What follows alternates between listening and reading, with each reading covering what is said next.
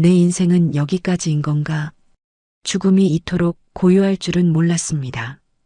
임종석의 의식이 희미해지는 순간 그는 자신이 덫에 걸린 짐승 같다고 생각했어요. 전북 무주의 험한 산길에서 눈보라를 만난 건 불운이었습니다. 그의 차가 미끄러져 나무에 부딪혔고 앞유리는 거미줄처럼 금이 갔어요. 이마에서 흐르는 따뜻한 피가 얼굴을 타고 흘러내렸습니다. 차 밖은 이미 하얀 눈으로 뒤덮여가고 있었어요. 여러분, 오늘의 사연도 재미있게 들어주시고 어디서 청취하시고 계신지 댓글로 남겨주세요. 바로 시작하겠습니다. 정신을 아무리 붙들어 매려고 해도 눈앞이 그의 의지와는 다르게 천천히 흐려졌습니다.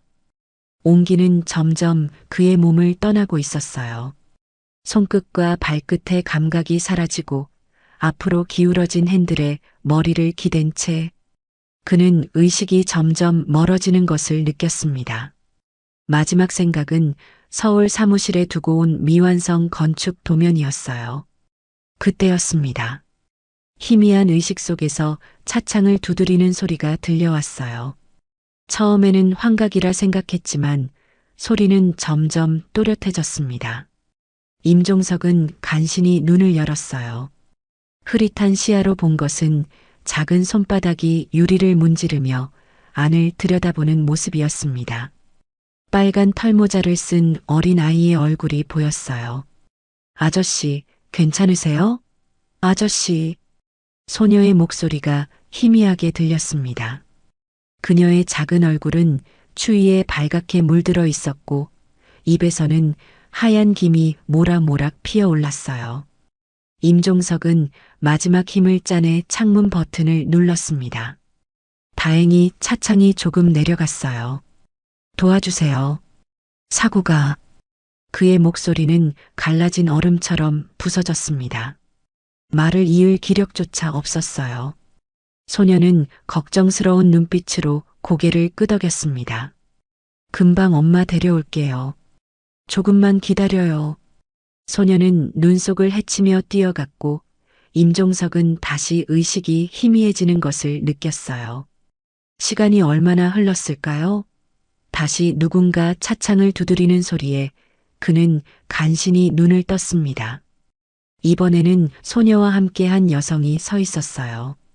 괜찮으세요? 차문을 열어드릴게요. 여성의 목소리는 차분했지만 단호했습니다. 그녀의 손이 눈을 털어내며 차문을 열기 위해 애쓰는 모습이 보였어요. 마침내 차문이 열렸고 찬 공기가 그를 덮쳤습니다. 하은아, 저쪽에서 나뭇가지 좀 꺾어다 눈 위에 깔아. 그래야 아저씨를 끌어낼 수 있어. 여성은 딸에게 지시하며 임종석의 상태를 확인했어요.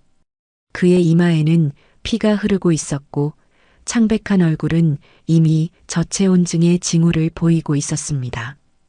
그녀의 눈썹이 걱정스럽게 찡그려졌어요. 제발 정신 차리세요. 우리 뜨개방이 가까우니 조금만 참으면 돼요. 임종석은 희미한 의식 속에서 두 사람의 도움으로 차에서 나왔습니다. 전북 무주의 작은 산골 마을, 그 인적 드문 곳에서 어린 소녀가 발견한 차량. 그 작은 우연이 여러 사람의 운명을 뒤바꾸는 시작이 될 줄은 아무도 몰랐어요.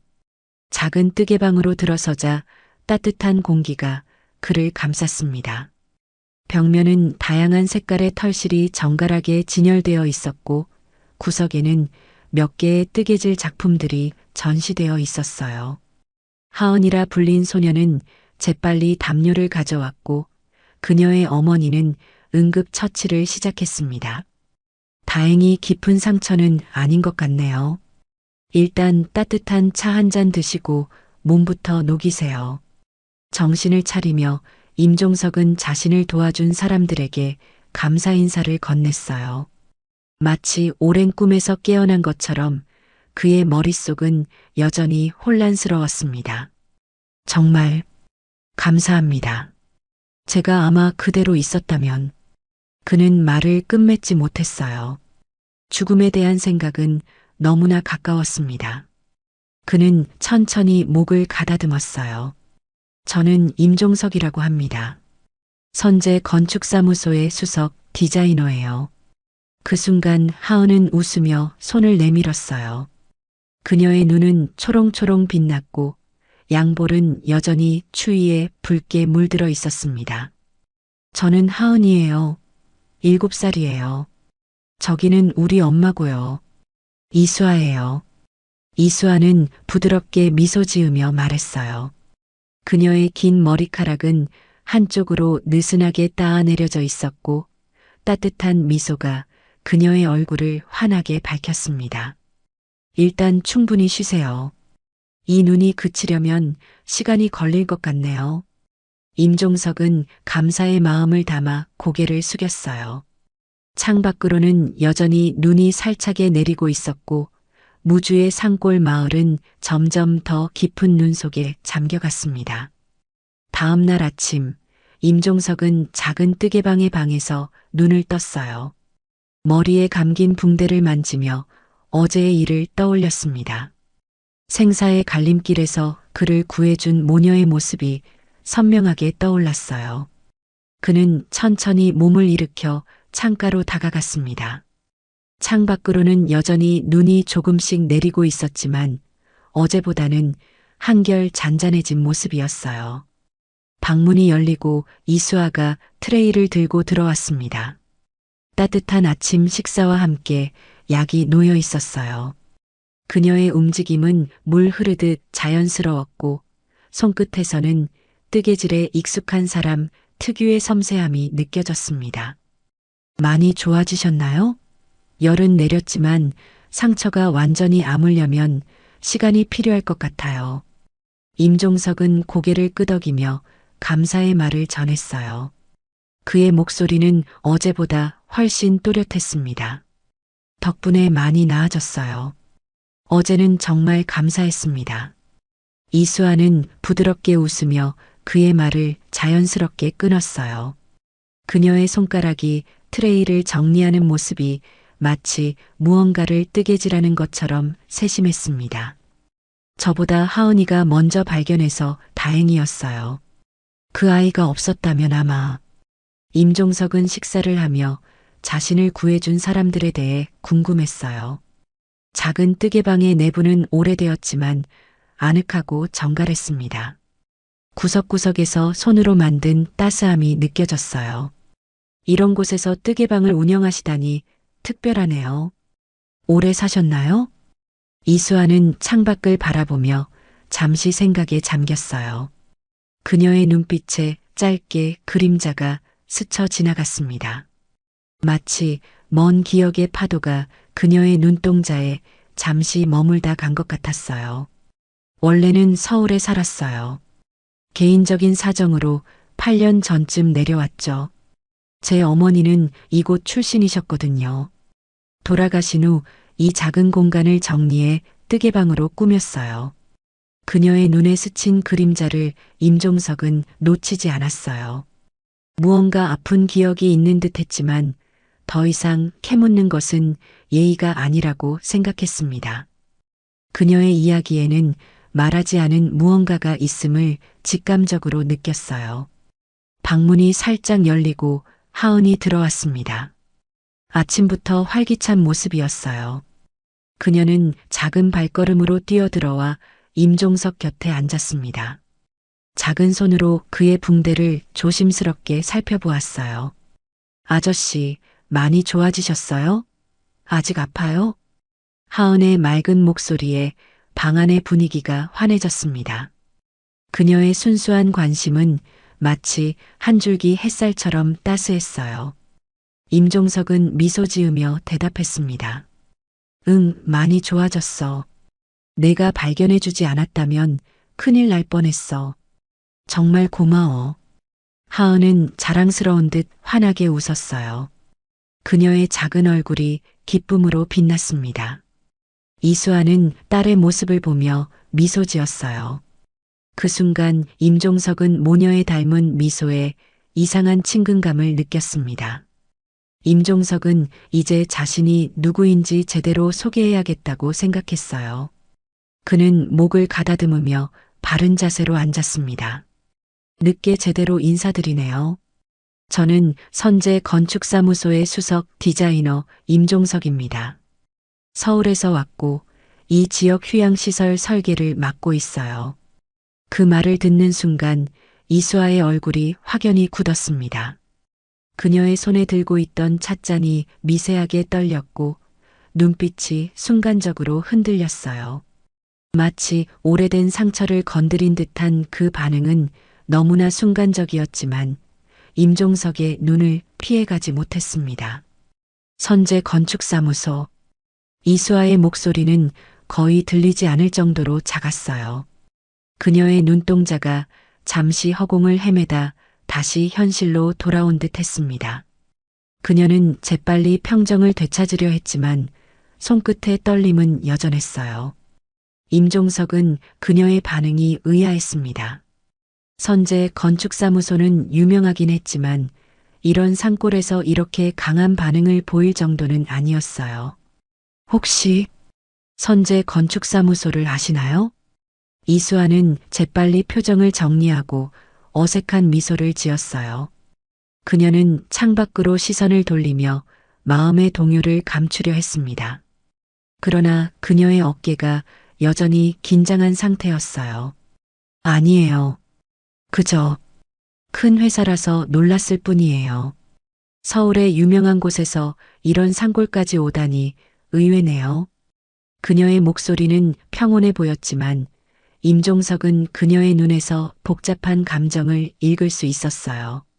마치 오래전에 접어둔 책이 갑자기 펼쳐진 것처럼 그녀의 눈빛에는 당혹감과 슬픔이 교차했습니다. 그러나 그는 더 이상 질문하지 않았어요. 임종석은 침대에서 일어나 주머니에서 휴대폰을 꺼냈습니다. 화면은 완전히 깨져 있었고 아무리 버튼을 눌러도 반응이 없었어요. 그의 미간이 살짝 찌푸려졌습니다. 휴대폰이 완전히 망가졌네요. 혹시 전화 좀 빌릴 수 있을까요? 사무소에 연락해야 할 것 같아서요. 이수아는 고개를 끄덕이며 거실로 향했습니다. 하은은 여전히 임종석 곁에 앉아 그의 휴대폰을 신기한 듯 바라보고 있었어요. 많이 깨졌네요. 이제 안 되는 거예요? 임종석은 미소 지으며 고개를 끄덕였습니다. 응, 이제 쓸 수 없어. 새로 사야겠지.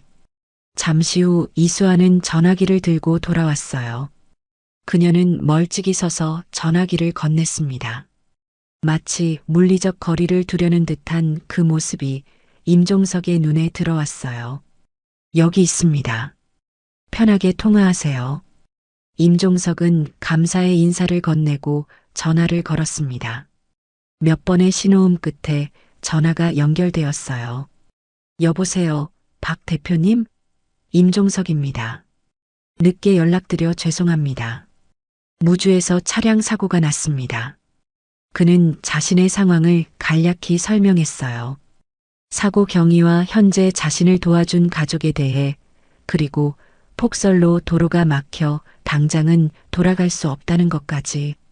통화 내내 이수아는 창가에 서서 내리는 눈을 바라보았습니다. 이수아의 눈에는 깊은 생각이 어려 있었고 그녀의 손은 무의식적으로 목걸이를 꽉 쥐고 있었어요. 임종석이 박 대표님이라 부르는 목소리를 들을 때마다 그녀의 어깨는 미세하게 떨렸습니다. 하은은 그런 어머니를 의아하게 바라보았어요. 통화를 마친 임종석은 안도의 한숨을 내쉬었습니다. 그는 전화기를 이수아에게 돌려주며 미소 지었어요. 다행히 사무실에서 이해해 주셨습니다. 폭설이 그치면 차를 보내주신다고 하네요. 이수아는 작게 고개만 끄덕였어요. 그녀는 여전히 창밖을 바라보는 자세였지만 그녀의 표정에는 복잡한 감정이 교차했습니다. 슬픔, 그리움, 그리고 아픔. 무언가 깊은 사연이 있음이 분명했어요. 하은아, 임 선생님 이야기에 끼어들지 말고 방에 가서 책 읽을래? 하은은 불만스럽다는 듯 입술을 삐죽 내밀었지만 어머니의 말에 순순히 따랐어요. 그녀는 임종석에게 작별 인사를 하고 방으로 향했습니다. 아이가 나간 후 이수아는 깊은 한숨을 내쉬며 창가에 다시 섰어요. 선재 건축사무소의 박태준 대표. 그녀의 목소리는 바람에 흔들리는 나뭇잎처럼 떨렸습니다. 어떤 분이신가요? 임종석은 의외의 질문에 살짝 당황했어요. 그는 이수아의 표정을 살폈지만 그녀는 여전히 창밖만 바라보고 있었습니다. 대표님은 뛰어난 건축가시죠. 특히 전통과 현대를 조화시키는 디자인으로 유명해요. 사람들 사이에선 까다롭다고도 하지만 작품만큼은 누구나 인정하죠. 이수아의 손가락이 창틀을 꽉 움켜쥐었어요. 그녀의 눈가에 맺힌 물기가 창가의 희미한 빛에 반짝였습니다. 그분, 결혼하셨나요? 임종석의 눈썹이 의아함으로 치켜 올라갔어요. 그는 잠시 망설이다 대답했습니다. 네, 병원장님과 결혼하셨어요. 서유진 병원장님이라고. 정략 결혼이라는 소문도 있지만요. 그 말을 듣자 이수아의 어깨가 미세하게 떨렸어요. 그녀는 고개를 숙인 채 창가에서 물러났습니다. 그녀의 표정은 가면처럼 굳어 있었지만 눈빛은 폭풍 우 치는 바다처럼 요동쳤어요. 죄송해요. 실례했네요. 쉬세요. 이수아는 서둘러 방을 나가려 했지만 임종석의 목소리가 그녀를 멈추게 했어요. 혹시 박 대표님을 아시나요? 이수아는 문 앞에서 잠시 멈췄습니다. 그녀는 뒤돌아보지 않은 채 작은 목소리로 대답했어요. 아니요. 그저 궁금했을 뿐이에요. 그녀의 목소리에 담긴 슬픔은 겨울 바람보다 더 차갑게 방 안을 감쌌습니다. 임종석은 그 순간 직감했어요. 이수아와 박태준 사이에 무언가 있었다는 것을, 그리고 그 비밀이 무엇이든 하은과도 관련이 있을지 모른다는 것을. 임종석은 창밖으로 끝없이 내리는 눈을 바라보았습니다. 폭설은 당분간 그를 이곳에 머물게 할 것이고 그 시간 동안 그는 아마도 이 가족의 비밀에 한 걸음 더 가까워질 것이었어요. 임종석은 뜨개방의 창가에 앉아 내리는 눈을 바라보았어요. 다행히 도로 상황이 조금씩 나아지고 있다는 소식이 들려왔습니다. 아마도 이틀 정도 후면 서울로 돌아갈 수 있을 것 같았어요. 이제 곧 서울로 돌아가실 수 있겠네요. 이수아의 목소리에 임종석은 고개를 돌렸습니다. 그녀는 손에 두 잔의 차를 들고 있었어요. 창가에 앉은 임종석에게 한 잔을 건네며 그녀의 목소리는 담담했지만 어딘가 아쉬움이 묻어 있었습니다. 네, 그런 것 같아요. 박 대표님이 차를 보내주신다고 하셨으니까요. 임종석은 따뜻한 차를 한 모금 마셨어요. 짧은 기간이었지만 이 작은 뜨개방에서의 시간이 그에게는 특별하게 느껴졌습니다. 바쁜 서울 생활에서 벗어나 자연과 함께한 시간, 그리고 이수아와 하은의 따뜻한 보살핌. 모든 것이 꿈처럼 평화로웠어요. 그동안 정말 감사했습니다. 아마 하은이가 저를 발견하지 않았다면. 임종석의 말에 이수아는 부드럽게 웃으며 고개를 저었어요. 창문을 통해 들어오는 희미한 빛이 그녀의 옆모습을 부드럽게 비추었습니다. 저희가 도와드린 건 당연한 일이에요. 하은이에게는 좋은 경험이 되었고요. 그때 하은이 방에서 뛰어나왔어요. 그녀의 손에는 직접 그린 그림이 들려 있었습니다. 임아저씨, 이거 선물이에요. 서울 가기 전에 드릴게요. 임종석은 하은이 건넨 그림을 받아들었어요. 눈 속에서 세 사람이 함께 서 있는 모습이 그려져 있었습니다. 서툴지만 따뜻한 감정이 담긴 그림이었어요. 정말 고마워, 하은아. 정말 멋진 그림이구나.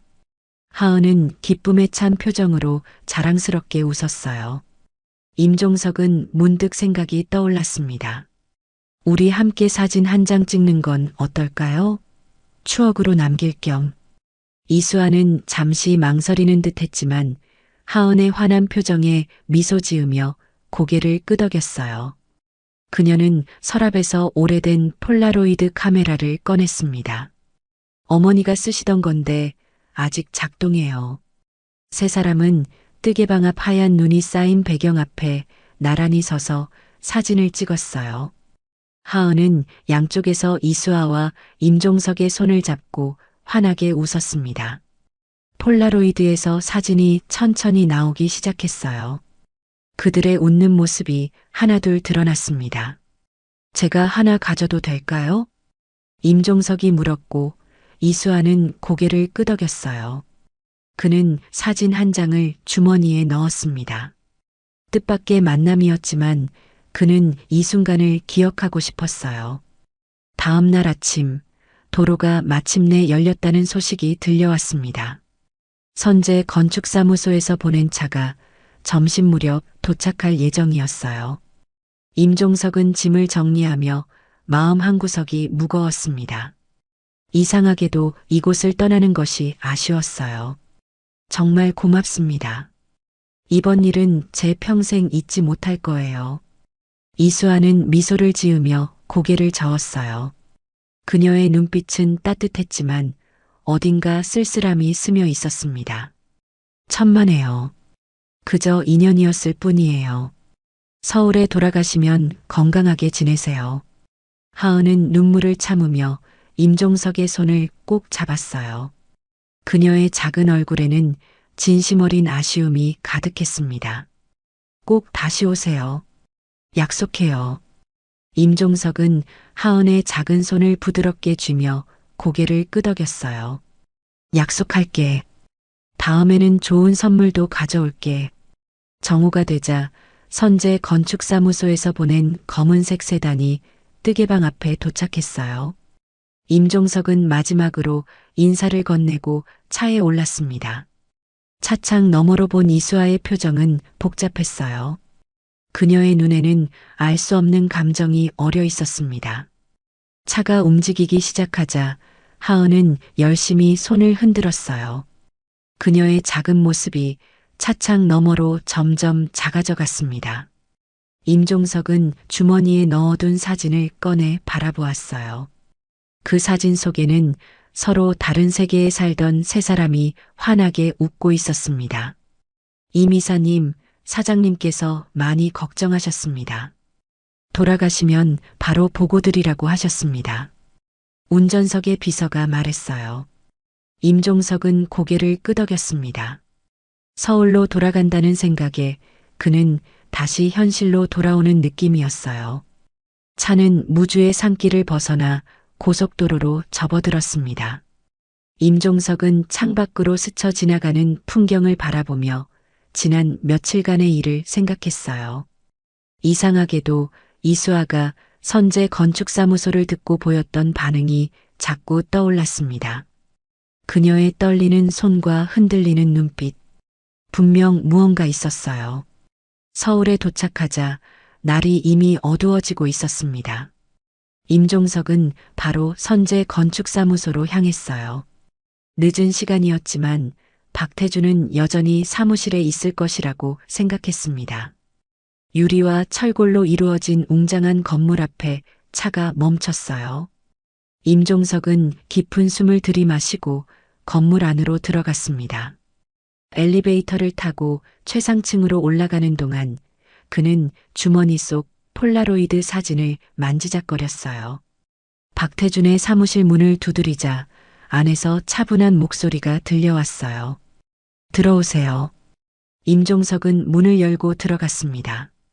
박태준은 창가에 서서 서울의 야경을 바라보고 있었어요. 40대 중반의 나이에 이미 건축계에서 인정받는 그는 언제나 단정한 모습이었습니다. 하지만 그의 눈빛에는 늘 말로 표현할 수 없는 공허함이 있었어요.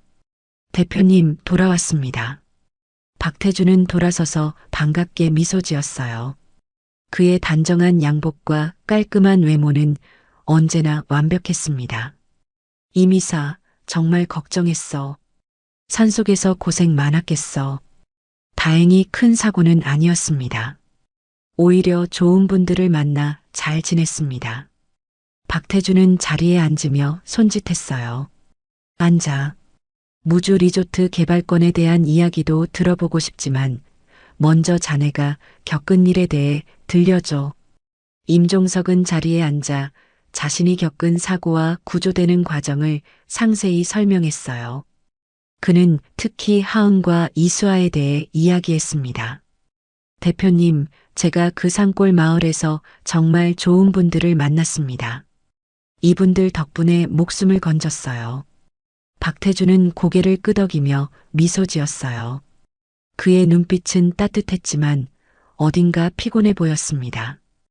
임종석은 주머니에서 사진 한 장을 꺼냈어요. 그는 사진을 박태준에게 건넸습니다. 이분들이에요. 하은이라는 7살 소녀와 그녀의 어머니 이수아 씨. 박태준은 무심코 사진을 받아들었지만 그 순간 그의 얼굴이 창백하게 변했어요. 그의 손이 미세하게 떨렸고 눈은 사진 속 여성에게 고정되었습니다. 마치 유령을 본 사람처럼 굳어 있었어요. 대표님, 혹시 이분을 아세요? 임종석의 질문에 박태주는 대답하지 않았어요.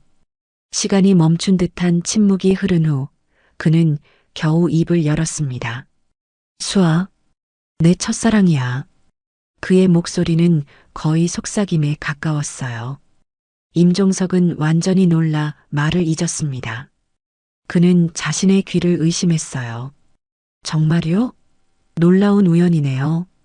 그분은 정말 따뜻하고 훌륭한 분이셨어요. 그리고 아이도 참 밝고 똑똑했습니다.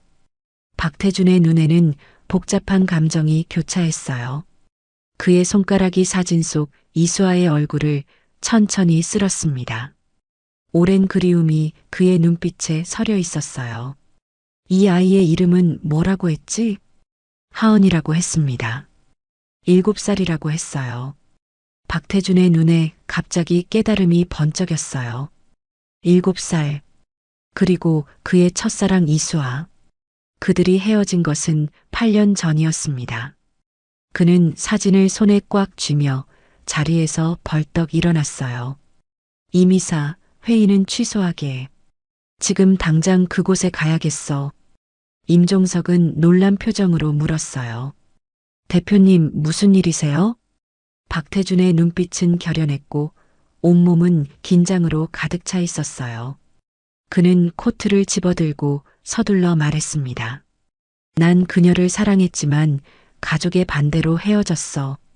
그 후로 그녀를 찾아봤지만 어디로 사라진 건지 찾을 수 없었어. 임종석은 박태준의 말에 충격을 받았어요. 그는 대표의 사생활에 대해 많이 알지 못했지만 그가 서유진과 정략 결혼을 했다는 것은 알고 있었습니다. 그리고 지금 그의 첫사랑이 갑자기 나타난 것이었어요. 이미사, 자네가 나를 그곳으로 안내해주게. 임종석은 고개를 끄덕였어요. 그는 박태준의 눈빛에서 진심 어린 절박함을 느꼈습니다. 오랜 시간 잃어버렸던 무언가를 되찾으려는 결연한 의지가 그의 모든 몸짓에 묻어 있었어요. 알겠습니다, 대표님. 제가 모시고 가겠습니다. 그날 저녁 박태준과 임종석은 다시 무주로 향했습니다. 밤이 깊어가는 고속도로를 달리며 임종석은 자신도 모르게 운명의 메신저가 되었다는 생각에 잠겼어요. 자신이 뜻하지 않게 두 사람의 인연을 다시 이어준 것이었습니다. 박태준은 창밖을 내다보며 깊은 생각에 잠겨 있었어요. 그의 마음속에는 과거의 기억들이 흐르고 있었습니다. 첫 만남, 첫 데이트, 그리고 아픈 이별. 8년이라는 세월이 흘렀지만 그 감정은 마치 어제의 일처럼 선명했어요. 대표님, 곧 도착합니다. 임종석의 말에 박태준은 깊은 숨을 들이쉬었어요. 그의 심장은 마치 처음 그녀를 만났을 때처럼 빠르게 뛰고 있었습니다. 이제 그는 과거의 실수를 바로잡고 잃어버린 시간을 되찾고 싶었어요. 무주의 작은 뜨개방이 눈앞에 나타났습니다. 창문을 통해 따뜻한 불빛이 새어나왔어요. 박태주는 차에서 내리며 잠시 멈춰서서 뜨개방을 바라보았습니다. 그곳에 그녀가 있을 것이라는 생각에 그의 다리는 떨렸어요. 제가 먼저 들어가 볼까요? 임종석이 조심스럽게 물었습니다. 박태주는 고개만 끄덕였어요. 임종석은 조용히 앞서 걸어갔습니다. 뜨개방의 문을 열자 작은 방울소리가 울렸어요. 이수아는 카운터에 서서 털실을 정리하고 있었습니다. 그녀는 고개를 들었고 임종석을 보자 놀란 표정을 지었어요. 임 선생님? 어떻게 다시? 임종석은 부드럽게 미소 지었습니다. 누군가 당신을 만나러 왔어요. 그는 옆으로 비켜섰고 박태준이 천천히 뜨개방 안으로 들어왔어요. 이수아의 손에 들고 있던 털실이 바닥으로 떨어졌습니다. 그녀의 얼굴에서 모든 혈색이 사라졌어요. 두 사람의 눈이 마주쳤고 8년이라는 시간이 한순간에 무너져 내렸습니다. 이수아의 입술이 미세하게 떨렸고 박태준의 눈에는 말로 표현할 수 없는 감정이 가득 찼어요. 뜨개방 안에 깊은 침묵이 내려앉았어요. 창밖에서는 여전히 눈이 내리고 있었고 실내의 희미한 불빛이 두 사람의 얼굴을 부드럽게 비추었습니다. 정말 당신이군요. 이수아의 목소리는 떨렸어요. 그녀의 눈에는 믿기지 않는다는 표정이 어려 있었습니다. 박태주는 천천히 한 걸음 다가섰어요. 그의 눈에는 오랜 그리움과 안도감이 가득했습니다. 8년 동안 널 찾아다녔어. 어디에도 흔적이 없었지. 마치 이 세상에서 사라진 것 같았어.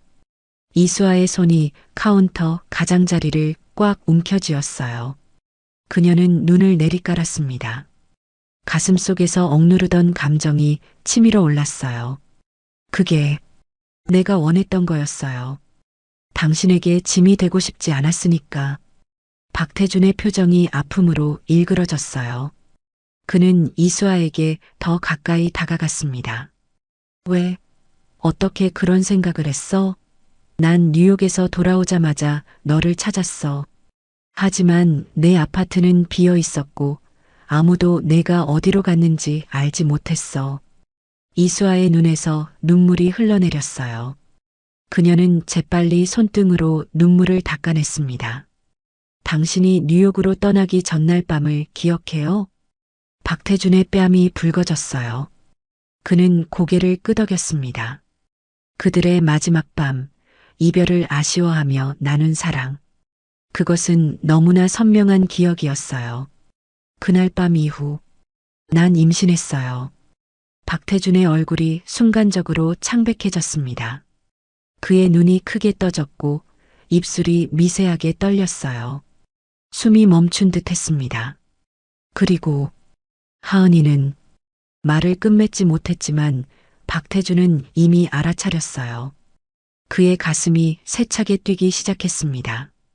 하은은 그의 딸이었어요. 박태준의 눈에서 뜨거운 눈물이 흘러내렸습니다.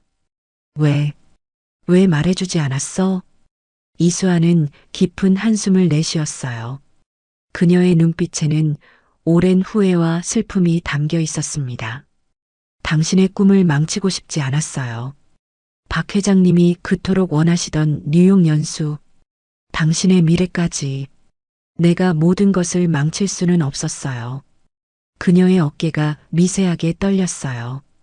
8년간 혼자 간직해온 비밀을 털어놓는 것은 생각보다 더 힘든 일이었습니다. 그런데 내가 뉴욕에서 돌아왔을 때 왜 연락하지 않았어? 이수아의 눈에 아픔이 깃들었어요. 그녀는 창가로 다가가 조용히 말했습니다. 당신이 뉴욕에서 돌아온 후 신문에서 서유진 씨와의 약혼 소식을 봤어요. 그때 난 모든 것을 포기했죠. 박태준의 얼굴이 굳었어요. 그의 눈에는 깊은 후회가 어렸습니다. 수아야, 그건 정략 결혼이었어. 아버지의 강요로 약혼한 것이었어. 난 단 한 번도 그녀를 사랑한 적이 없어. 이수아는 믿기지 않는다는 듯 그를 바라보았어요. 그녀의 가슴이 아프게 조여왔습니다. 그때 뜨개방 뒷문이 열리고 하은이 들어왔어요. 그녀는 낯선 남자를 보고 잠시 멈춰서서 어머니를 바라보았습니다. 엄마, 누구세요? 이수아는 급하게 눈물을 닦고 미소를 지으려 했지만 그녀의 붉어진 눈을 감출 순 없었어요. 하은아, 이리 와볼래? 이수아의 목소리가 떨렸습니다. 하은은 의아한 표정으로 다가왔어요. 박태주는 숨을 쉴 수 없을 만큼 긴장했습니다. 그의 심장이 귀에서 들릴 정도로 크게 뛰었어요. 하은아, 이분은 서울에서 오신 분이야. 임종석 선생님 회사 대표님이셔. 박태준 대표님이라고 하시는 분이야. 하은은 예의 바르게 인사했습니다. 안녕하세요. 박태준은 감정을 억누르며 미소 지었어요. 자신의 딸을 처음 마주하는 순간 그의 마음은 이미 녹아내리고 있었습니다. 안녕, 하은아. 하은은 그를 유심히 바라보았어요. 그녀의 눈에는 호기심이 가득했습니다. 아저씨는 서울에서 오셨어요? 서울은 정말 커요? 저도 언젠가 서울에 가보고 싶어요. 박태주는 목이 메었지만 애써 밝게 대답했어요. 그래, 서울은 정말 아름다운 곳이야. 언젠가 꼭 같이 가보자. 하은의 눈이 반짝였어요. 박태주는 그런 하은을 바라보며 그동안 놓친 시간들이 얼마나 많았는지 깨달았습니다. 첫 울음소리, 첫 걸음마, 첫 말. 모든 소중한 순간들을 놓쳤어요. 하은아, 이제 방에 가 있을래? 엄마가 손님과 할 이야기가 있어. 하은은 잠시 두 어른을 번갈아 쳐다보더니 고개를 끄덕였어요. 그녀가 방으로 들어간 후 뜨개방에는 다시 깊은 침묵이 내려앉았습니다. 하은이가 내 딸이군. 박태준의 목소리가 떨렸어요. 이수아는 고개를 끄덕였습니다. 그래요. 당신 딸이에요. 박태준의 눈에서 다시 눈물이 흘러내렸어요. 그는 이수아에게 다가가 그녀의 손을 잡았습니다. 하은이에게 내가 누구인지 말해도 될까? 이수아는 잠시 고민하다가 고개를 저었어요. 아직은 서두르지 말아요. 하은이 혼란스러워할 거예요. 천천히 다가가는 게 좋을 것 같아요. 박태주는 이해한다는 듯 고개를 끄덕였어요. 그는 이수아의 손을 더 꼭 잡았습니다. 나와 함께 서울로 돌아가자. 이수아의 눈이 놀라움으로 커졌어요. 그녀는 박태준의 손을 놓고 한 걸음 물러섰습니다. 하지만 당신은 결혼하셨잖아요. 서유진 씨와. 박태준의 표정이 진지해졌어요. 맞아, 난 결혼했어. 하지만 그건 형식적인 결혼일 뿐이야. 우리는 이미 별거 중이고 사실상 남남이나 다름없어. 이혼 절차를 밟을 거야.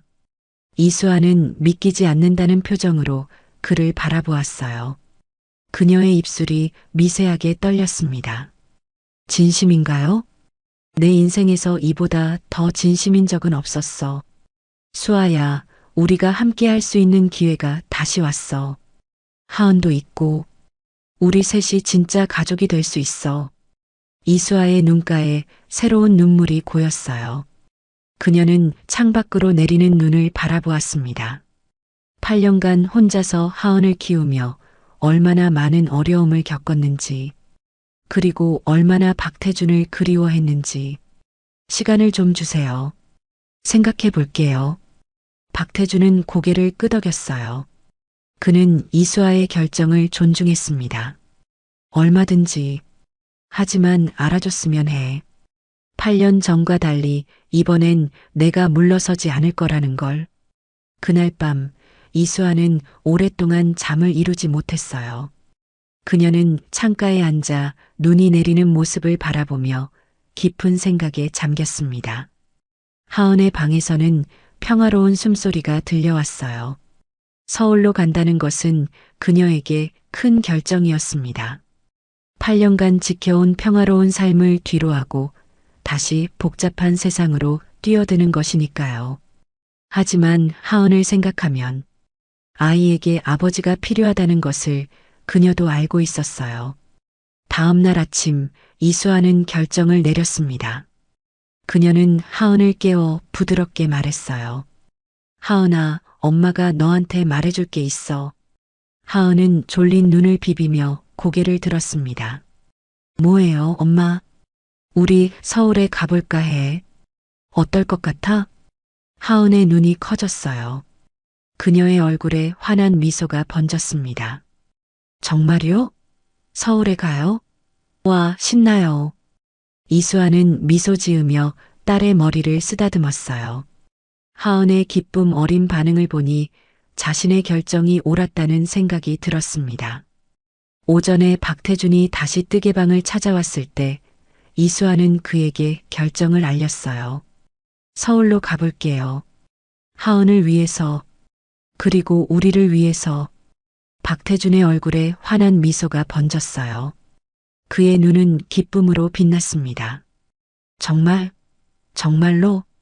이수아는 천천히 고개를 끄덕였어요. 그녀의 눈빛에는 두려움과 기대가 함께 어려 있었습니다. 하지만 쉽지 않을 거예요. 당신의 가족, 회사, 그리고 아내와의 문제. 박태준은 결연한 표정으로 이수아의 손을 잡았어요. 모든 것을 해결할게. 약속해. 그들은 이틀 후에 서울로 떠나기로 했어요. 그동안 이수아는 뜨개방을 정리하고 하은의 짐을 꾸렸습니다. 8년간 살아온 작은 집을 떠나는 것은 쉽지 않았지만 새로운 시작을 위한 용기를 냈어요. 떠나는 날 아침, 이수아는 마지막으로 뜨개방을 둘러보았습니다. 벽에 걸린 작품들, 진열대의 다양한 실들, 그리고 구석구석에 담긴 추억들. 그녀는 깊은 한숨을 내쉬었어요. 준비됐어요? 박태준이 물었습니다. 이수아는 고개를 끄덕였어요. 하은은 이미 차 앞에서 들떠서 기다리고 있었습니다. 서울로 향하는 길은 조용했어요. 하은은 창밖 풍경에 감탄하며 들떠 있었지만 이수아는 복잡한 생각에 잠겨 있었습니다. 그녀의 손가락이 무의식적으로 가방 끈을 꽉 쥐고 있었어요. 걱정 마. 박태준이 부드럽게 말했어요. 모든 게 잘 될 거야. 이수아는 희미하게 미소 지었습니다. 그의 확신에 찬 목소리가 그녀에게 약간의 안도감을 주었어요. 서울에 도착했을 때는 이미 저녁이 되어 있었습니다. 도시의 불빛이 밤하늘을 수놓고 있었어요. 하은은 창밖 경치에 넋을 잃고 바라보았습니다. 우와, 진짜 서울이다. 그녀가 탄성을 질렀어요. 차는 강남의 고급 아파트 단지로 들어섰습니다. 높은 건물들과 잘 가꾸어진 정원이 눈에 들어왔어요. 박태준은 17층에 있는 넓은 아파트로 그들을 안내했습니다. 여기가 당신들의 새 집이야. 그가 문을 열며 말했어요. 아파트 안은 넓고 현대적이었습니다. 큰 창문으로는 서울의 야경이 훤히 보였어요. 하은은 신이 나서 방을 뛰어다니며 탐험했습니다. 엄마, 내 방도 있어요. 엄청 커요. 이수아는 천천히 거실을 둘러보았어요. 그녀는 이렇게 호화로운 환경에 익숙하지 않았습니다. 벽에 걸린 그림들, 고급스러운 가구들, 모든 것이 낯설게 느껴졌어요. 괜찮아? 박태준이 물었습니다. 이수아는 고개를 끄덕였어요. 네. 그냥 적응하는데 시간이 좀 필요할 것 같아요. 천천히 해도 돼. 급할 것 없어. 그날 밤 하은은 새 침대에서 금세 잠이 들었어요. 이수아는 거실 창가에 서서 서울의 밤 풍경을 바라보았습니다. 갑자기 모든 것이 바뀌었다는 현실감이 그녀를 덮쳤어요. 내일은 하은이와 함께 근처 초등학교를 둘러볼까 해. 전학수속을 밟아야 하니까. 박태준이 말했어요. 이수아는 고개를 끄덕였습니다. 좋아요. 하은이가 좋아할 거예요. 수아야. 박태준이 조심스럽게 그녀에게 다가갔어요. 내일은 내 부모님께도 인사드리러 가야 해. 이수아의 얼굴이 창백해졌어요. 그녀의 심장이 빠르게 뛰기 시작했습니다.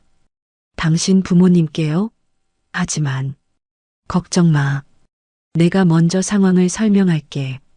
그리고 하은이를 만나면 그분들도 이해하실 거야. 이수아는 불안한 표정으로 고개를 끄덕였어요. 박태준은 그녀의 어깨를 부드럽게 감쌌습니다. 내가 있잖아. 이번엔 절대 널 혼자 두지 않을게. 이수아의 눈에 눈물이 고였어요. 8년 전 그녀는 홀로 모든 것을 감당해야 했습니다. 하지만 이제는 달랐어요. 박태준이 그녀 곁에 있었습니다. 다음 날 아침 박태준은 출근 준비를 했어요. 그는 이수아와 하은에게 오후에 돌아와서 함께 부모님을 뵙자고 약속했습니다. 오늘 회사에서 유진에게도 이야기할 거야. 그가 말했어요. 이수아의 표정이 긴장됐습니다. 서유진 씨에게요? 어떻게 받아들일까요? 박태준은 깊은 숨을 내쉬었어요. 쉽진 않겠지만 솔직하게 말할 거야. 우리 관계는 이미 끝났고 이혼을 원한다고. 그가 출근한 후 이수아는 하은과 함께 아파트 주변을 산책했습니다. 가을 공원의 아름다운 풍경이 그들을 반겼어요. 하은은 신나게 뛰어다니며 모든 것이 신기한 듯 보였습니다. 엄마, 여기 정말 좋아요. 근데 아까 그 아저씨는 누구예요? 왜 우리랑 같이 서울에 왔어요? 이수아는 하은의 질문에 마음이 무거워졌어요. 언젠가는 진실을 말해줘야 한다는 것을 알았지만 아직은 때가 아니었습니다. 박 대표님은 엄마랑 오래된 친구야. 우리가 서울에 적응할 수 있게 도와주시는 거야. 하은은 고개를 끄덕였지만 그녀의 눈에는 여전히 의문이 남아 있었어요. 아이들은 어른들이 생각하는 것보다 훨씬 더 많은 것을 느끼고 이해했으니까요. 오후에 박태준이 돌아왔을 때 그의 표정은 무거웠어요. 이수아는 즉시 그의 눈빛에서 무언가 문제가 있음을 감지했습니다. 무슨 일 있어요? 그녀가 물었어요. 유진이 생각보다 더 심하게 반응했어. 그녀는 절대 이혼에 동의하지 않겠다고 했어. 박태준이 지친 목소리로 말했어요. 이수아의 가슴이 조여왔습니다. 그녀는 이런 상황이 오리라 예상했지만 실제로 마주하니 더 힘들었어요. 어쩌면 내가 서울에 오지 말았어야 했을지도 몰라요. 그녀가 작은 목소리로 말했어요. 박태준은 단호하게 고개를 저었습니다. 아니야. 우리는 이제 함께야. 유진이 문제는 내가 해결할게. 그는 시계를 보았어요. 이제 부모님께 가봐야 해. 준비됐어? 이수아는 깊은 숨을 들이마셨어요. 그녀의 손이 미세하게 떨렸지만 결심한 눈빛으로 고개를 끄덕였습니다. 네, 준비됐어요. 하은은 새 원피스를 입고 기대에 차 있었어요. 그녀는 새로운 사람들을 만난다는 것에 설레는 듯 했습니다. 이수아는 딸의 머리를 예쁘게 정리해주며 미소 지었어요. 하지만 그녀의 눈에는 깊은 불안감이 머물러 있었습니다. 박정우와 박송이가 사는 서울 교회의 큰 저택으로 향하는 차 안에서 이수아의 마음은 점점 더 무거워졌어요. 8년 전 그들은 자신과 박태준의 관계를 반대했었습니다. 과연 지금은 어떨까요? 저택 앞에 차가 멈췄을 때 이수아는 마지막으로 하은의 모습을 정리해 주었어요. 하은아, 오늘은 예의 바르게 인사하는 거야. 알았지? 하은은 고개를 끄덕였어요. 네, 엄마. 박태준은 이수아의 손을 꼭 잡았습니다. 그의 눈빛에는 확신이 담겨 있었어요. 함께야. 기억해. 세 사람은 천천히 현관으로 향했습니다. 이수아의 심장은 마치 터져나갈 것처럼 빠르게 뛰고 있었어요. 그녀는 딸의 손을 꼭 잡았습니다. 무슨 일이 일어나든 하은만큼은 지켜야 했으니까요. 박정우와 박송이의 저택 현관문이 열리는 순간 이수아의 심장이 멈춘 듯 했어요. 8년 전과 다름없는 위험 있는 모습의 시부가 그들 앞에 서 있었습니다. 그의 날카로운 눈빛이 이수아를 향했을 때 그녀는 다리가 휘청거리는 느낌이었어요. 하은의 작은 손을 꼭 쥔 이수아의 손가락이 미세하게 떨려왔습니다. 아버지, 어머니. 박태준의 목소리는 단단했어요. 소개해드릴 사람이 있습니다. 시부의 시선이 이수아에게서 하은에게로 옮겨갔어요. 하은을 바라보는 그의 눈빛에 잠시 혼란이 스쳤고 이내 충격으로 바뀌었습니다. 그의 손이 미세하게 떨렸어요. 들어오게. 시부의 목소리는 딱딱했지만 그 안에는 미묘한 동요가 느껴졌습니다. 거실로 안내된 세 사람은 시모와 마주쳤어요. 그녀는 여전히 우아한 모습이었지만 세월의 흔적이 조금은 느껴졌습니다. 이수아를 본 시모의 눈이 커졌어요. 그녀의 시선도 곧 하은에게 향했습니다. 입술이 미세하게 떨렸어요. 오랜만이에요, 어머님. 이수아의 목소리는 작았지만 흔들리지 않았습니다. 시모는 대답 없이 하은을 바라보았어요. 하은은 어른들의 긴장된 분위기 속에서도 호기심 어린 눈으로 주변을 둘러보고 있었습니다. 태준아, 서재로 와보거라. 시부의 목소리에는 그 어떤 감정도 드러나지 않았어요. 박태준은 이수아에게 괜찮다는 눈빛을 보내고 아버지를 따라 나갔습니다. 그들이 나간 후 거실에는 불편한 침묵이 흘렀어요. 하은은 낯선 환경에 약간 움츠러들었지만 여전히 호기심을 잃지 않았습니다. 어린아이가 목마르지 않니? 뭐 마실래? 시모가 조심스럽게 물었어요. 하은은 이수아를 올려다보았고 이수아가 미소로 안심시키자 밝게 대답했습니다. 주스 마시고 싶어요. 박송이는 가만히 하은의 얼굴을 살폈어요. 그녀의 눈에는 복잡한 감정이 어려 있었습니다. 너무 예쁘구나. 우리 태준일 닮았어. 이수아의 가슴이 졸아들었어요. 시모의 말은 마치 인정인 동시에 의심이었습니다. 서재에서는 시부의 분노에 찬 음성이 새어나왔어요. 대체 무슨 생각이냐? 8년이란 세월 동안 숨겨오더니 이제 와서 이런 식으로. 박태준의 차분한 목소리도 들렸습니다. 아버지, 제가 전부 설명드렸잖아요. 이건 수아 잘못이 아닙니다. 그 여자 말만 듣고 어떻게 믿느냐? 증거가 뭐가 있어? 이수아는 하은이 듣지 못하길 바라며 아이에게 더 가까이 다가갔어요. 시모의 눈빛에도 걱정이 어렸습니다. 1시간이 지나 서재 문이 열렸을 때 박태준의 얼굴은 창백했어요. 하지만 그의 눈빛은 결연했습니다. 시부는 냉랭한 표정으로 하은을 바라보았어요. DNA 검사를 하게. 시부가 단호하게 말했습니다. 확실히 해야겠어. 이수아의 얼굴이 상처받은 듯 일그러졌어요. 그녀의 눈에 눈물이 고였습니다. 저희 아이를 의심하시는 건가요? 당연한 요구야. 우리 가문의 미래가 걸린 문제니까. 시부의 목소리는 빙산처럼 차가웠어요.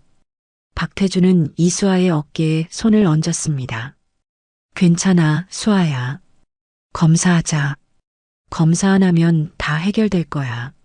저택을 나서는 그들의 발걸음은 무거웠어요. 하은만이 새로운 경험에 들떠 있었습니다. 차에 오르자마자 이수아의 눈에서 눈물이 흘러내렸어요. 그런 모욕을. 그녀의 목소리가 떨렸습니다.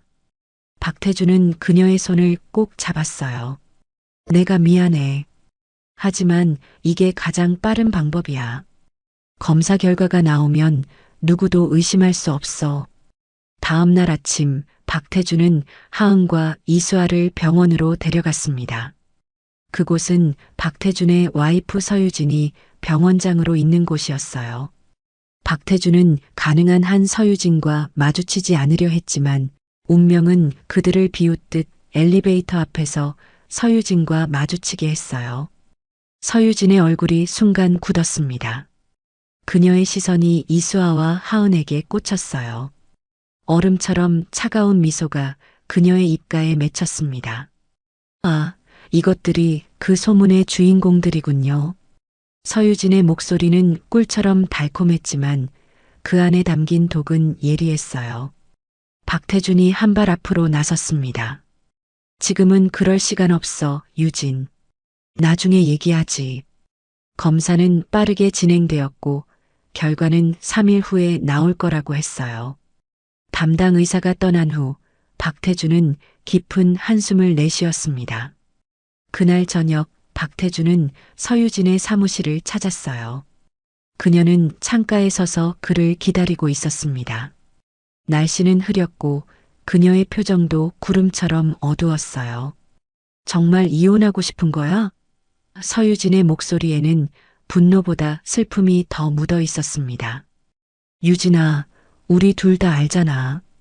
우리 결혼은 처음부터. 박태준의 말에 서유진이 손을 들어 그를 막았어요. 내 첫사랑이 돌아왔다고 모든 걸 버리겠다고? 그 여자가 내 아이를 낳았다는 증거도 없는데? 유진, DNA 검사? 그게 뭘 증명해? 난 널 지켜주려고 했던 거야, 태준아. 서유진의 눈에 눈물이 고였지만 그녀는 그것이 흘러내리지 않게 꾹 참았어요. 넌 이런 식으로 날 버리면 안 돼. 난 절대 이혼에 동의하지 않을 거야. 박태준은 묵묵히 서유진을 바라보았습니다. 그의 눈빛에는 미안함과 결연함이 공존했어요. 결정은 했어. 미안해, 유진아. 그가 사무실을 나서려는 순간 서유진의 목소리가 그를 붙잡았습니다. 후회하게 될 거야. 집으로 돌아온 박태준은 이수아에게 모든 것이 괜찮을 거라고 안심시켰어요. 하지만 그의 눈 깊은 곳에는 불안감이 어려 있었습니다. 이수아도 그것을 느꼈지만 굳이 말하지 않았어요. 대신 그들은 하은이 새 학교에 잘 적응하고 있다는 이야기로 화제를 돌렸습니다. 3일 후 DNA 검사 결과가 시부에게 전달되었어요. 그는 즉시 박태준을 불렀습니다. 박태준이 사무실에 들어서자 시부는 창가에 서 있었어요. 그의 등 뒤로 서울의 스카이라인이 펼쳐져 있었습니다. 결과가 나왔다. 박정호의 목소리는 묵직했어요. 박태준은 깊은 숨을 들이쉬었습니다. 어떻게 나왔습니까? 박정호는 천천히 돌아섰어요. 그의 손에는 검사 결과지가 들려 있었습니다. 그 아이는 네 딸이 아니야. 박태준의 온몸이 얼어붙었어요. 그는 결과를 믿을 수 없다는 듯 종이를 보고 또 보았습니다. 이건 말이 안 돼요. 눈으로 직접 확인해봐. 박정호의 냉랭한 목소리가 사무실에 울려 퍼졌어요. 이제 그들을 내보내라. 더는 우리 가족을 망치게 두지 않겠다. 박태준은 고개를 세차게 저었어요. 아버지, 이건 잘못된 결과일 겁니다. 하은이는 분명히. 태준아. 박정호의 음성이 높아졌습니다. 이제 끝이야. 증거가 여기 있어. 그리고 이건 내가 원했던 거야. 결과 용지를 꼭 쥐고 사무실을 나온 박태준의 머릿속은 혼돈으로 가득했어요. 무언가 이상했습니다. 그는 자신의 직감을 믿었어요. 하은이 자신의 딸이 아닐 리 없었습니다. 그날 저녁 시부와 시모는 직접 이수아의 아파트를 찾아갔어요. 하은이 학교에서 돌아온 지 얼마 되지 않은 시간이었습니다. 초인종 소리에 문을 연 이수아의 얼굴은 방문객을 보는 순간 창백해졌어요. 하은아, 방에 들어가 있으렴. 이수아의 목소리가 떨렸습니다. 하지만 박정호의 날카로운 시선이 이미 하은을 향하고 있었어요. 그럴 필요 없어. 어차피 짐 싸서 나가야 할 사람들인데. 이수아의 눈이 커졌어요. 무슨 말씀이세요? 박정호는 DNA 검사 결과를 꺼내 이수아에게 건넸습니다. 이제 모든 것이 밝혀졌어. 하은이는 태준의 딸이 아니야. 이수아는 떨리는 손으로 결과지를 받아들었어요. 그녀의 눈이 종이 위를 빠르게 훑쳤습니다. 그리고 그녀의 얼굴이 참담하게 일그러졌어요. 이건 거짓말이에요. 그녀의 목소리가 갈라졌습니다. 하은이는 분명히 태준 씨의 딸이에요. 시모가 한 발 앞으로 나섰어요. 그녀의 눈빛은 차가웠지만 어딘가 슬픔이 깃들어 있었습니다. 우리도 처음엔 그럴 거라 생각했어. 하지만 증거가 여기 있잖니. 그럴 리가. 이수아의 눈에서 눈물이 흘러내렸어요. 하은이 엄마의 다리 뒤에서 조심스럽게 나왔습니다. 엄마, 왜 울어요? 무슨 일이에요? 시부의 표정이 더욱 굳어졌어요. 내일까지 이 집에서 나가라. 더 이상 우리 가족을 괴롭히지 마. 그들이 떠난 후 이수아는 벽에 기대어 주저앉았어요. 그녀의 온몸이 떨렸고 겨우 참았던 눈물이 마침내 터져나왔습니다. 엄마. 하은이 걱정스러운 얼굴로 다가왔어요. 이수아는 아이를 품에 꼭 안았습니다. 그녀의 마음은 산산조각이 났지만 하은만은 지켜야 했어요. 괜찮아, 우리 하은. 엄마가 지켜줄게. 그녀는 박태준에게 전화를 걸었지만 연결되지 않았어요. 그의 휴대폰은 꺼져 있었습니다.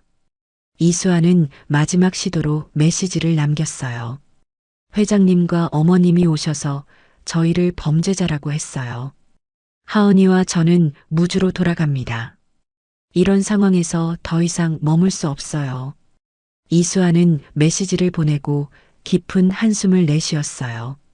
창 밖으로 서울의 밤하늘을 바라보며 그녀는 다시 자신의 옛집으로 돌아가야 한다는 슬픈 현실을 받아들였습니다.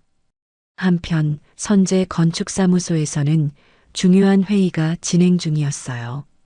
박태준은 회의에 집중하려 했지만 마음 한구석에서는 이수아와 하은에 대한 생각이 떠나지 않았습니다. 그는 회의를 서둘러 마무리하고 사무실로 돌아왔어요.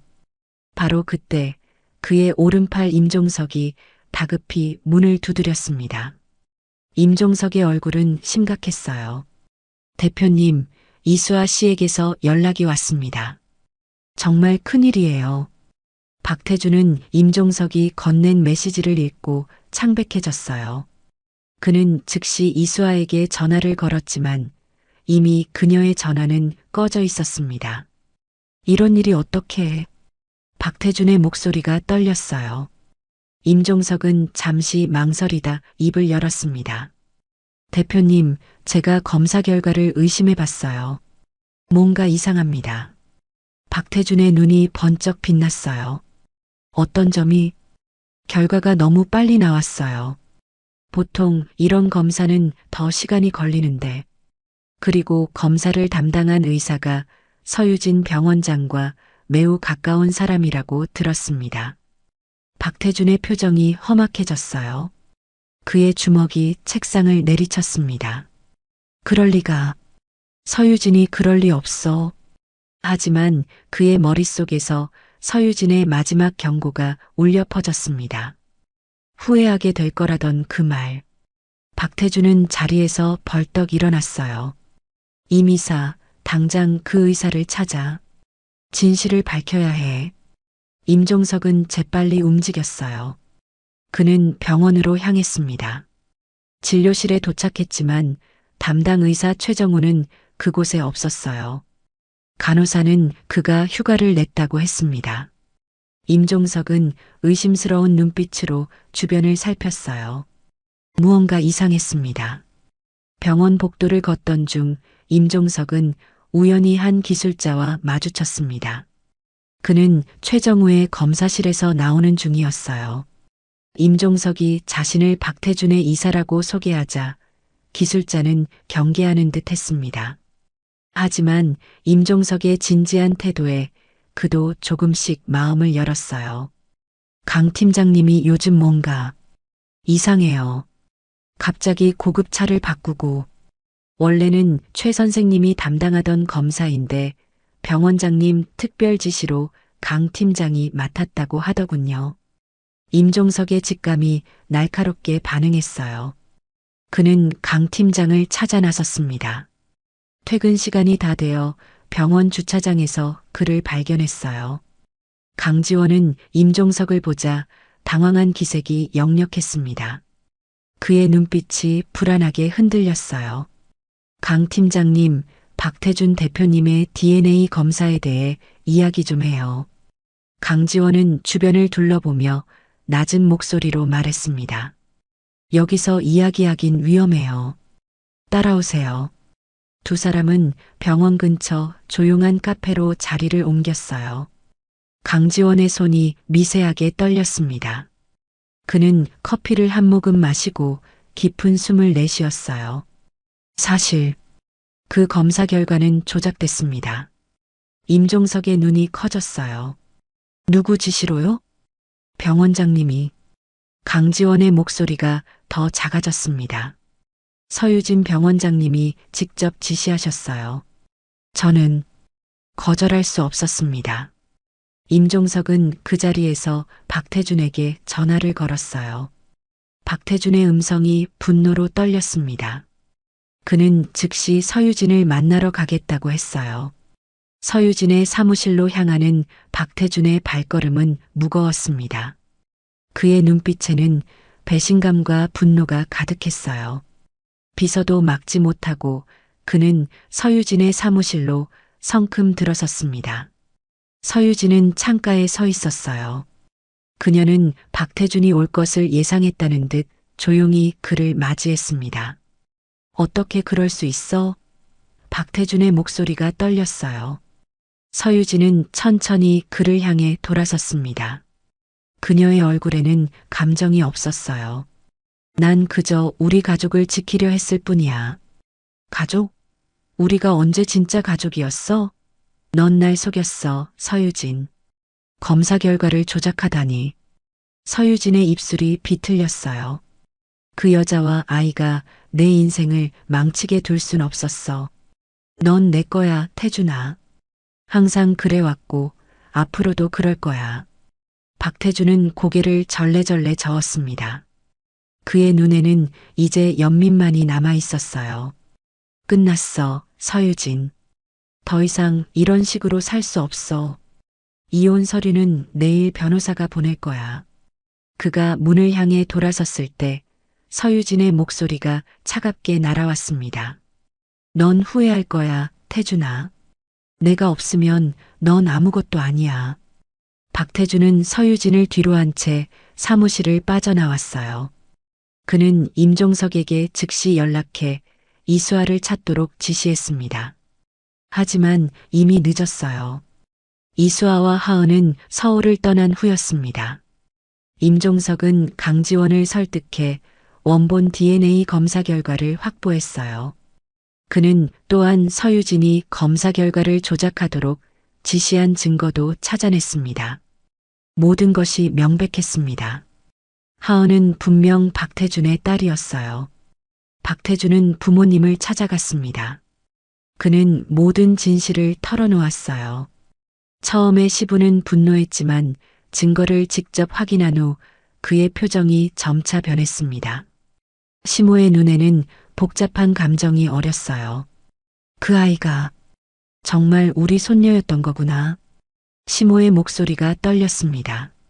시부는 오랜 침묵 끝에 입을 열었어요. 서유진의 행동은 용서할 수 없어. 그리고 나도 그 아이와 이수아에게 사과해야겠구나.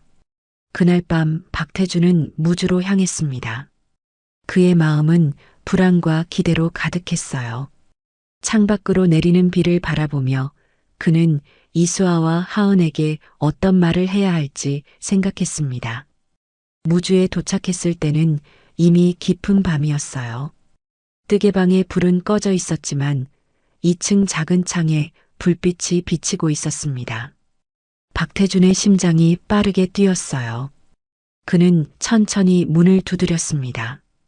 이수아가 문을 열었을 때 그녀의 눈은 놀라움으로 커졌어요. 그녀의 뺨에는 눈물 자국이 남아 있었습니다. 태준 씨, 박태준의 눈에서 눈물이 흘러내렸어요. 수아야, 내가 다 알았어. 서유진이 검사 결과를 조작했던 거야. 하은이가 내 딸이 맞아. 제발, 용서해줘. 이수아의 눈에도 눈물이 가득 고였어요. 그녀는 말없이 문을 활짝 열었습니다. 비에 젖은 박태준이 안으로 들어섰어요. 그 순간 작은 발소리가 들렸고 하은이 계단을 내려오고 있었습니다. 하은은 잠옷 차림이었고 놀란 눈으로 박태준을 바라보았어요. 아저씨, 왜 왔어요? 박태준은 무릎을 꿇고 하은의 눈높이에 맞췄습니다. 그의 손이 떨렸어요. 하은아, 내가 사실은 네 아빠야. 하은의 눈이 동그래졌습니다. 그녀는 잠시 박태준을 바라보다가 이수아를 올려다보았어요. 이수아가 고개를 끄덕이자 하은의 얼굴에 놀라움이 스쳤습니다. 그리고 이내 밝은 미소가 번졌어요. 정말요? 하은의 목소리에는 설렘이 가득했습니다. 박태준은 고개를 끄덕였고 그의 눈에서는 더 많은 눈물이 흘러내렸어요. 응, 하은아. 나는 내 아빠야. 지금까지 함께하지 못해 정말 미안해. 하은은 잠시 망설이다가 천천히 박태준에게 다가갔어요. 그리고 갑자기 그에게 안겼습니다. 박태준은 놀라움과 감동으로 말을 잊었어요. 그는 조심스럽게 딸을 안아주었고 그 순간 부성애의 거대한 파도가 그를 덮쳤습니다. 괜찮아요. 엄마가 아빠 이야기 많이 해줬어요. 아빠가 멀리 있다고. 박태준은 감사의 눈빛으로 이수아를 바라보았어요. 그녀가 하은에게 아버지에 대한 나쁜 기억을 심어주지 않았다는 것에 깊은 감동을 받았습니다. 다시 서울로 같이 가자, 수아야. 이번엔 내가 너와 하은이를 지킬게. 절대 누구도 우리를 갈라놓지 못할 거야. 이수아의 눈에서 눈물이 흘러내렸어요. 그녀는 마침내 고개를 끄덕였습니다. 창밖으로는 비가 그치고 구름 사이로 별빛이 비치기 시작했어요. 마치 그들의 새로운 시작을 축복하는 듯 했습니다. 봄 기운이 완연한 서울의 아침, 이수아는 발코니에 서서 새싹이 돋아난 나무들을 바라보았어요. 지난 겨울의 모든 고통이 마치 꿈처럼 느껴졌습니다. 그녀의 입가에 잔잔한 미소가 맺혔어요. 엄마, 내 새 교복 어때요? 하은이 방에서 뛰어나왔습니다. 이수아는 딸을 바라보며 눈시울이 붉어졌어요. 하은은 새 학교 교복을 입고 환하게 웃고 있었습니다. 그녀의 작은 어깨에 매달린 가방은 마치 꿈이 가득 담긴 보따리 같았어요. 정말 예쁘구나. 우리 하은이 벌써 이렇게 컸네. 발걸음 소리와 함께 박태준이 거실로 들어왔어요. 그는 하은을 보고 환하게 웃었습니다. 그의 눈에는 말로 표현할 수 없는 행복감이 담겨 있었어요. 우리 공주님 정말 멋지네. 첫날 긴장되지 않아? 하은은 고개를 저었어요. 아니요. 친구들 빨리 만나고 싶어요. 세 사람은 함께 아침 식사를 했습니다. 창밖으로 봄 햇살이 쏟아져 들어왔고 식탁 위에는 이수아가 정성껏 준비한 음식들이 놓여 있었어요. 완벽한 가족의 아침 풍경이었습니다. 오늘 저녁에는 할아버지, 할머니가 오신대. 박태준이 차분한 목소리로 말했어요. 이수아의 표정이 살짝 긴장됐습니다. 박정우와 박송이는 진실이 밝혀진 후 사과했지만 그들과의 관계는 아직 어색했어요. 하지만 그들이 하은을 진심으로 받아들이려 노력하는 모습을 보며 이수아의 마음도 조금씩 열리고 있었습니다. 학교 앞에서 하은을 내려주고 박태준과 이수아는 법원으로 향했어요. 오늘은 서유진과의 이혼 서류에 서명하는 날이었습니다. 차 안에서 이수아는 박태준의 손을 잡았어요. 그의 손이 미세하게 떨렸습니다. 괜찮아요? 이수아가 물었어요. 박태준은 고개를 끄덕였습니다. 이제 모든 게 제자리를 찾아가는 것 같아. 새 출발을 할 시간이야. 법원 앞에서 서유진을 마주쳤을 때 그녀의 표정은 차가웠어요. 하지만 그 눈 깊은 곳에는 패배감이 어려 있었습니다. 그녀는 말없이 서류에 서명했고 둘 사이의 결혼은 공식적으로 종료되었어요. 그날 저녁 박정우와 박송이가 방문했습니다. 그들은 하은에게 선물을 가져왔어요. 박송이가 조심스럽게 작은 보석함을 건넸고 하은이 열자 그 안에는 오래된 진주 목걸이가 들어 있었습니다. 이건 우리 가문에서 대대로 내려오는 보물이란다. 이제 내가 가질 차례야. 박송이의 목소리가 살짝 떨렸어요. 하은의 눈이 반짝였습니다. 박정우는 조용히 이수아에게 다가갔어요. 그의 눈빛은 과거와 달리 부드러워져 있었습니다. 많이 고생했소. 용서해 주시오. 이수아는 미소 지으며 고개를 끄덕였어요. 모든 것이 과거가 되었음을 받아들이는 순간이었습니다. 한 달 후 벚꽃이 흩날리는 공원에서 작은 결혼식이 열렸어요. 이수아는 단순하지만 우아한 드레스를 입고 있었고 박태준은 그녀를 바라보며 행복에 젖은 눈빛을 감추지 못했습니다. 하은은 꽃바구니를 들고 앞장섰어요. 임종석이 가장 먼저 일어나 축사를 했습니다. 저는 오늘 이 자리에 특별한 감사함을 느낍니다. 눈 속에서 시작된 작은 인연이 이렇게 아름다운 가족을 만들었으니까요. 그의 진심 어린 축사에 모두가 따뜻한 박수를 보냈어요. 박정우와 박송이도 자리에 함께했고 그들의 표정에도 진심 어린 축복이 담겨 있었습니다. 결혼식 후 세 사람은 무주를 찾았어요. 뜨개방은 그대로였지만 이제는 다른 사람이 운영하고 있었습니다. 그들은 처음 만났던 눈 덮인 언덕으로 올라갔어요. 여기서 처음 아저씨를 만났어요.